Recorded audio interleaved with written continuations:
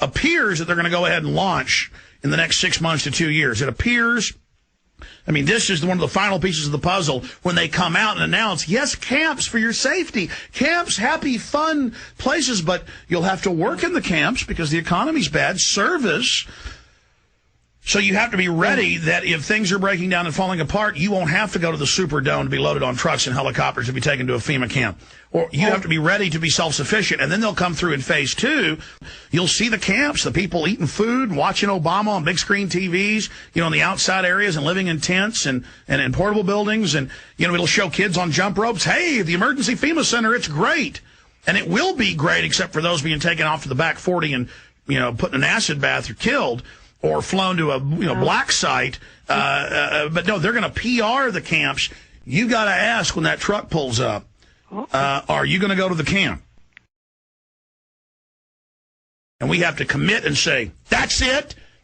You know, we're not going to your stinking camps that you said didn't exist, and now, oh, we just built them to save you. They just popped up like mushrooms after a rain. It's brand new because of the economic problem. Well, they're going to say, but Obama says it's for our safety.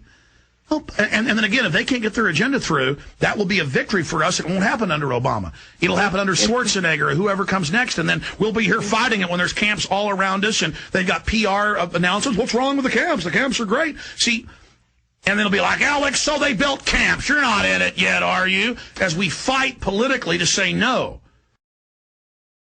I know. It took 10 years to really get it going before they were, you know, first they'd lock down neighborhoods, and that's what Homeland Security says. Life will be locked down neighborhoods, showing, you know, to get out of your neighborhood. They already have towns all over the country where you're not allowed to go out 24 hours a day without showing passes. They call it martial law. Here they in call Connecticut.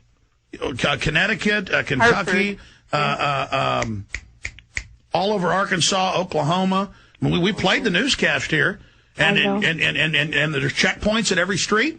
Everybody shows their ID to go to work, and then they say, go right back home. It's already begun, and you've got a local FEMA command center.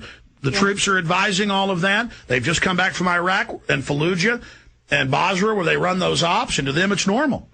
Yeah. See, and so they've got to acclimate the troops and the military. All that, well, it's a camp. We're here giving them food. We had a problem at the camp. We had to take the guy that wanted to leave. We had to ship him to one of the more secure camps. Well, where did Bob go? Are you causing a problem under the Patriot Act?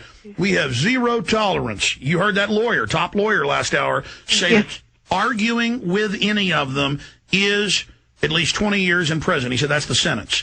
20 years in prison for talking to them. Wow. All right, you're arguing? We're taking your children to this area. They're getting shot. Sir, America's in trouble. We're just trying to do our job. This is exactly how it's going to be. He calls a disturbance, send him to Camp 7. And then they'll put you on a helicopter, fly you 100 miles, and there it'll be, you son of a bitch, you want to cause problems? Come here, Jones. Knock your teeth out, you son of a bitch. I used to see your website, and I used to come. Die, you son of a bitch. Yeah, we rule America. Hell yeah. Ooh. And that's what it's about, stealing and grabbing and snatching and just doing whatever they want. Well, it isn't going to happen. I know. I'm not going to be in there with those pieces of filth with their dogs and they're torturing people. I'm not going to be part of it. It didn't happen. That's who these demons are. They're just going to love it. Men and women cornered all day. The Army's own report admitted 97% of those picked up at Iraq checkpoints and taken to scores of camps just didn't have their ID in order. And they take them in there and they hired former federal prison guards who'd lost their jobs for torture and rape. And they're just waiting, and they just bring in the children, and they go, you're going to tell me you're Al-Qaeda. Bring the 5-year-old here in front of them. The parents are chained down, and they just, all right.